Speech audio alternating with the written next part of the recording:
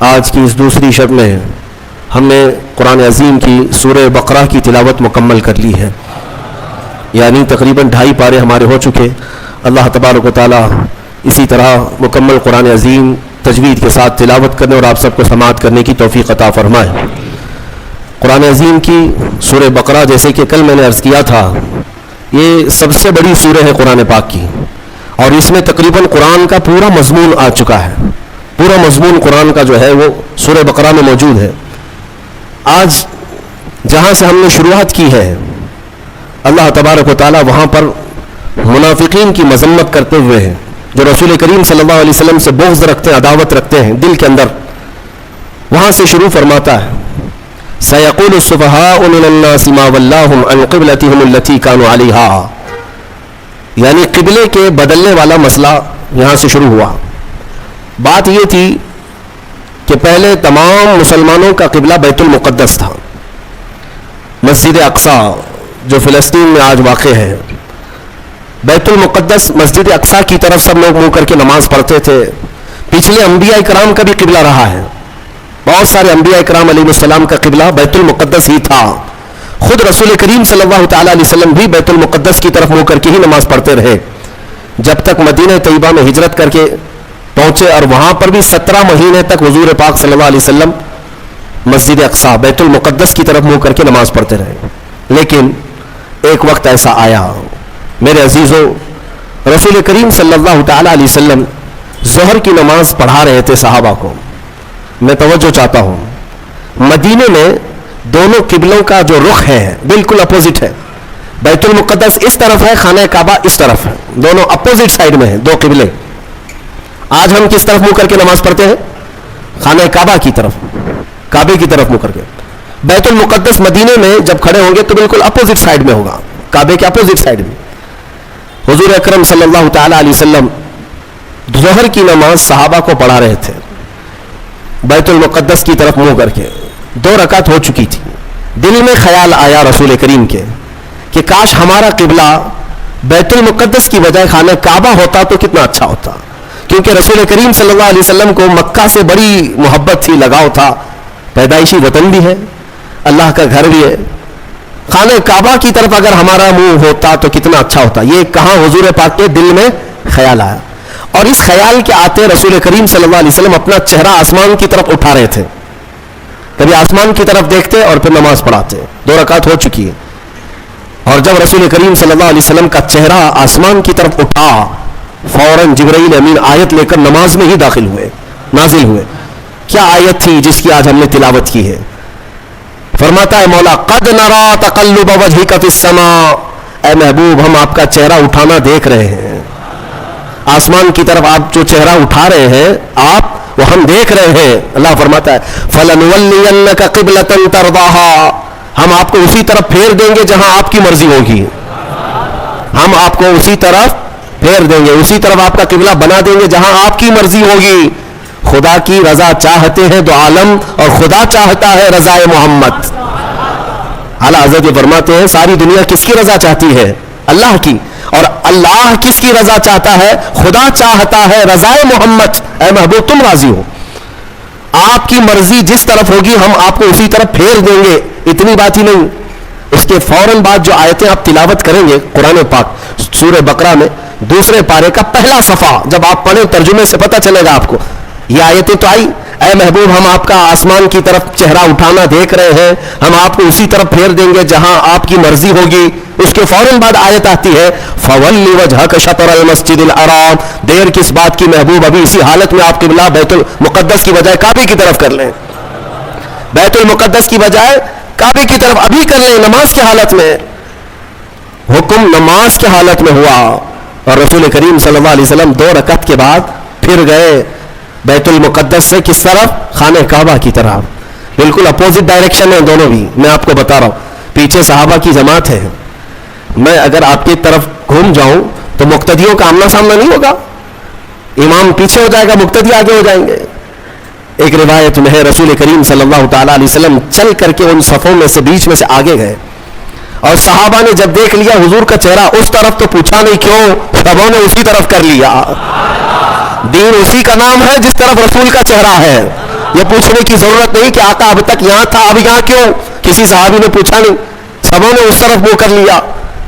نماز کے عالم میں پوچھ تو نہیں سکتے, لیکن جب رسول کا چہرہ دیکھا, میرے عزیزو یہی تو اصل دین ہے. اقبال کہتا ہے بمصطفیٰ رساں خیش کے دی ہمعوس, اپنے آپ کو نبی کے قدموں تک پہنچا دے, دین یہی ہے. گرب اون رسیدی تمام بول حبیس, اور اگر تم رسول تک نہیں پہنچ سکے تو پوری زندگی ابو لہب کی طرح ہے.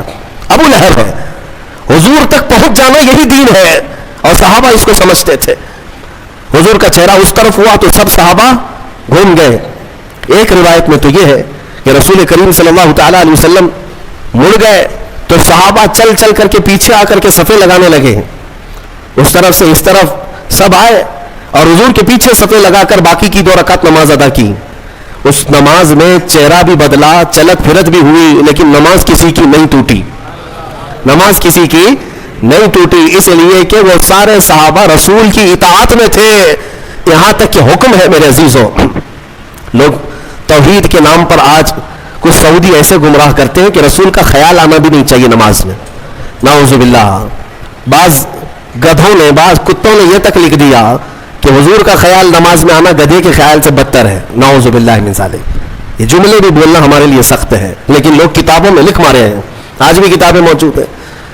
صحابہ کو تو دیکھو, ایک صحابی نماز پڑھ رہے تھے, حضور نے بلایا ان کو نام لے کر, وہ نماز پڑھتے رہے. میرے آقا نے پھر بلایا, وہ نماز پڑھ رہے تھے.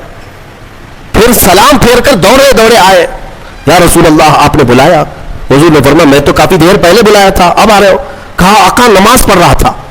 حضور نے فرمایا کیا تم نے قرآن کی آیت نہیں سنی, یا ایھا الذین آمنوا استجیبوا للہ وللرسول اذا دعاکم, اے ایمان والو اللہ اور اس کے رسول جب بلائیں تب حاضر ہو جاؤ, چاہے نماز میں ہی کیوں نہ ہو. فرمایا نماز میں ہی کیوں نہ ہو, حاضر ہونا ہے. حضور نے اگر ندا دے دی, اس صحابی نے پوچھا نماز چھوڑ کر آ جاؤ. سنو اب مسئلہ کیا ہے. فرمایا گیا کہ ہاں 2 رکعت اگر تم نے پڑھ لی, 4 رکعت والی نماز پڑھ رہے تھے عصر کی, 2 رکعت پڑھ چکے تھے یا 1 رکعت پڑھ چکے تھے, رسول نے بلایا, نماز چھوڑ کر کے چلے آئے.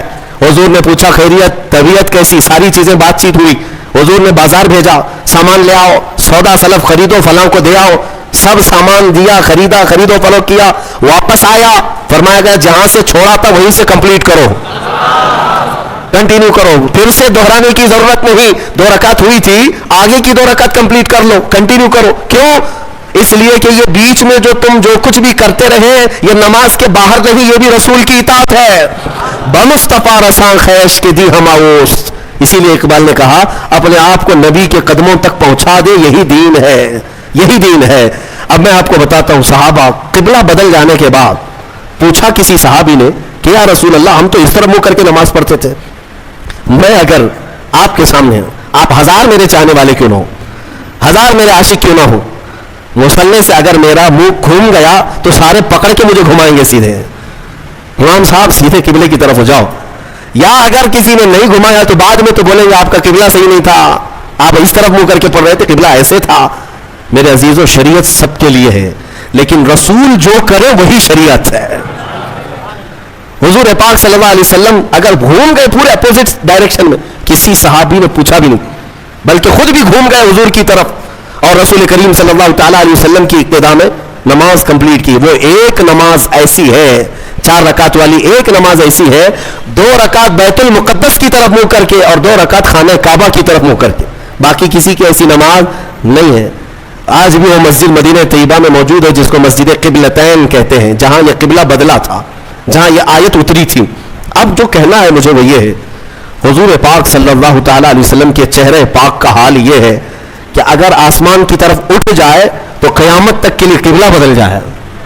سوچو تو ذرا صحیح, اس چہرے پاک کا اثر یہ ہے کہ اگر اٹھ گیا آسمان کی طرف تو ہمیشہ کے لیے قبلہ بدل گیا. جس طرف اٹھ گئی دم میں دم آ گیا, اس نگاہ عنایت پہ لاکھوں سلام. حضور پاک صلی اللہ تعالیٰ علیہ وسلم کے چہرے پاک کے بارے میں تم سمجھ رہے ہو, قبلہ جب مسلمانوں کا قیامت تک کے لیے بدل سکتا ہے تو ایک بار وہ چہرہ اگر ہم سب کی طرف ہو جائے, میرے آقا آؤ کہ مدت ہوئی ہے, تیری راہ میں اکھیاں بچھاتے بچھاتے بڑے دن ہوئے ہیں, تیری حسرتوں میں تیری یادوں میں بڑے دن ہو گئے گھر کو سجاتے سجاتے. اے مومنوں تمنا یہ کرو حضور کی بارگاہ میں ہمیشہ کہ وہ چہرے جمال جہاں آرا ایک بار نظر آ گیا تمہیں تو تمہارا یہ ادھر ادھر کا قبلہ بدل جائے گا، پھر تمہارا قبلہ اسی محبوب دو جہاں کی طرف ہوگا۔ ہمارے دلوں کے قبلے کو بدلنا بھی یہ میرے حبیب پاک صلی اللہ علیہ وسلم کا اثر ہے۔ اب منافقین جو ہے بات بنانے لگ گئے۔ میں یہاں پر ایک اور نقطہ عرض کر دوں، صحابہ کا حال یہ تھا کہ انہوں نے کسی نے پوچھا نہیں 2 رکعت ادھر اور 2 رکعت ادھر کیوں، بلکہ صحابہ جانتے تھے کہ جو رسول کرے وہی دین ہے، وہی شریعت ہے۔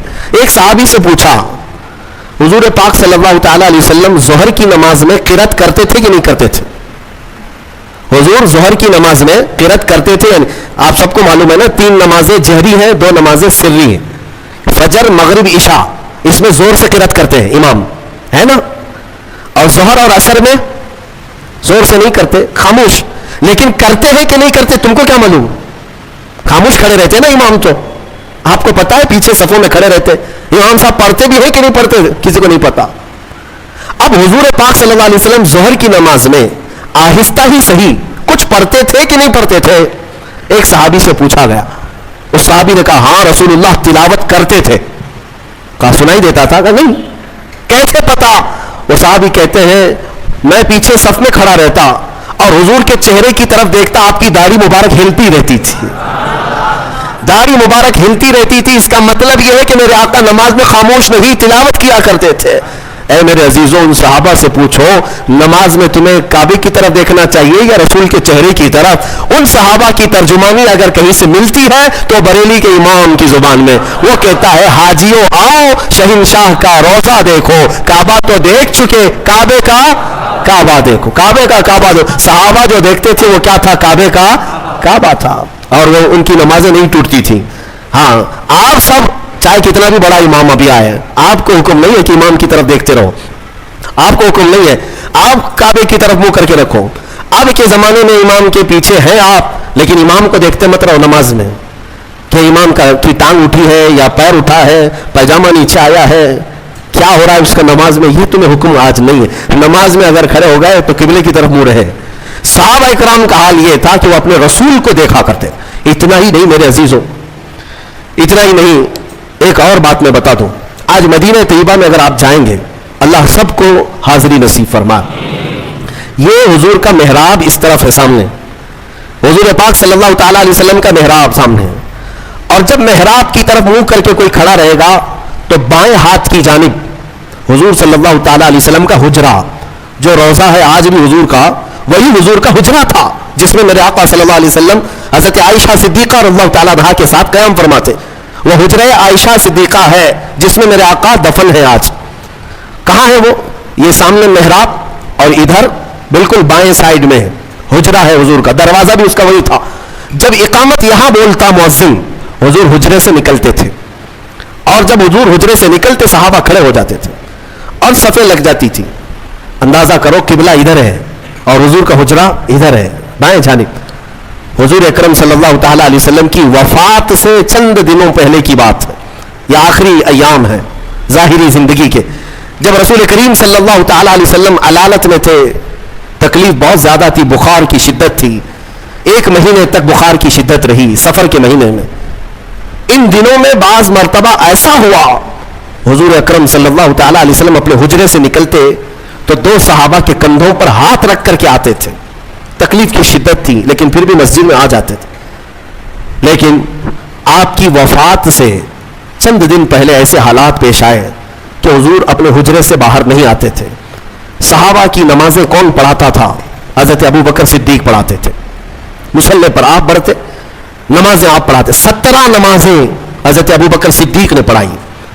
ایک روایت میں پڑھتا ہوں تو آنکھیں بھیگ جاتی ہیں، مغرب کی اذان ہو چکی، صفیں لگ چکی، مؤذن اقامت بول چکا، حضرت ابوبکر صدیق مصلی پر جا چکے، تکبیر باندھ لیے، اچانک حضور کا حجرہ کھل گیا۔ کئی دن سے میرے آقا آئے نہیں تھے، جیسے حجرہ کھلا سارے صحابہ مڑ کر کے میرے آقا کی طرف دیکھنے لگ گئے، قبلے کی طرف نہیں، حجرے کی طرف سب مڑ گئے۔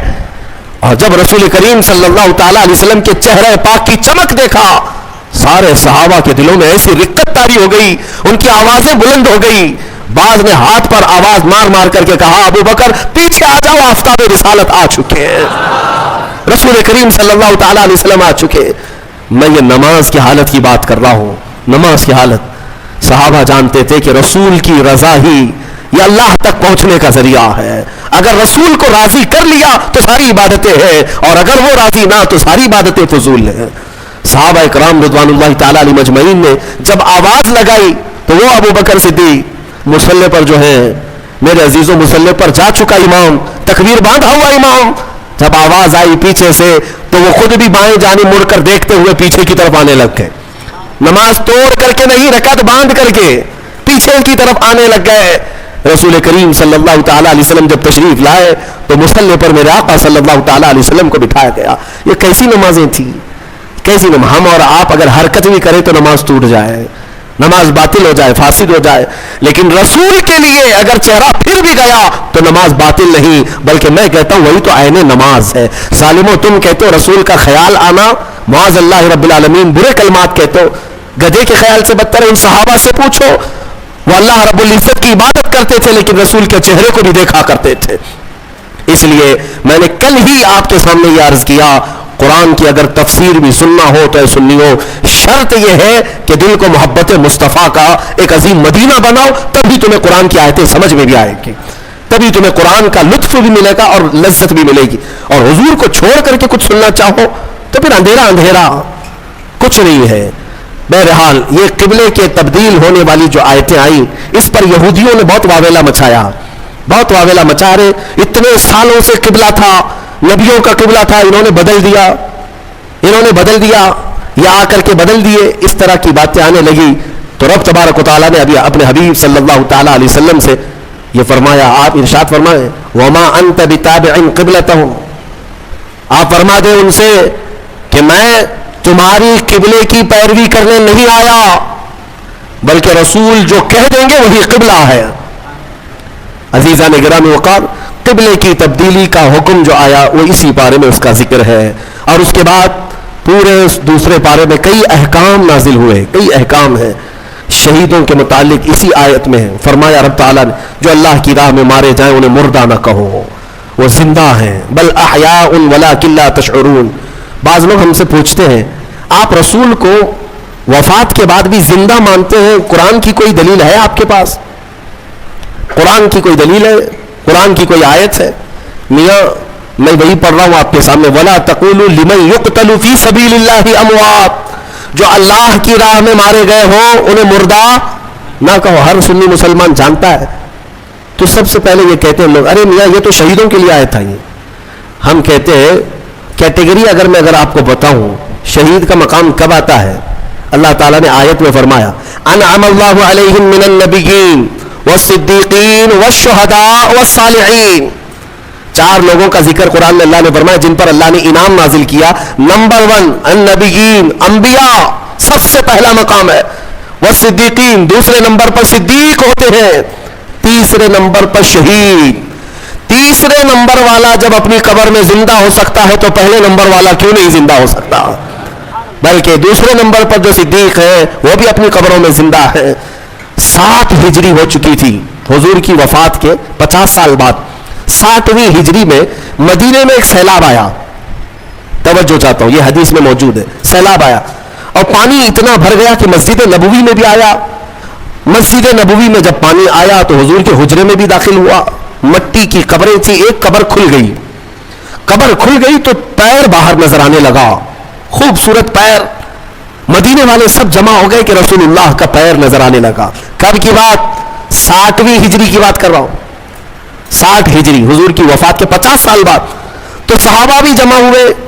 اس میں پھر ایک تابعی حضرت عروہ بن زبیر رضی اللہ, وہ آگے بڑھے اور انہوں نے کہا, غور سے دیکھا, قدم کو چھوا بھی اور لوگوں سے کہا اے مدینے والوں یہ اللہ کے رسول کا قدم نہیں, یہ عمر ابن خطاب کا قدم ہے. میں اچھی طرح سے جانتا ہوں واللہ ہذہ لقدم عمر, قسم خدا کی یہ پیر عمر ابن خطاب کا ہے. اور روایت بیان کرنے والے کہتے ہیں کہ پیر کو جب چھوتے تھے تو خون اپنی جگہ سے ہٹ جایا کرتا تھا, جیسے زندوں کو چھوئیں تو خون ادھر سے ادھر ہوتا ہے. یہ 60ویں ہجری میں کس کا پیر؟ عمر ابن خطاب رضی اللہ تعالیٰ عنہ کا، جن کے پہلو میں آرام کرنے والا زندہ ہے، تو پھر اس رسول کی برکت کا حال کیا ہوگا؟ تو زندہ ہے واللہ، تو زندہ ہے واللہ، میری چشم عالم سے چھپ جانے والے، جو تم کو مردہ کہے وہ مردہ ہے واللہ، اور اے رسول پاک تم زندہ ہو واللہ، تم زندہ ہو واللہ۔ یہ ایک عقیدہ یہاں سے لے کر کے چلو۔ شہداء کی زندگی کا بھی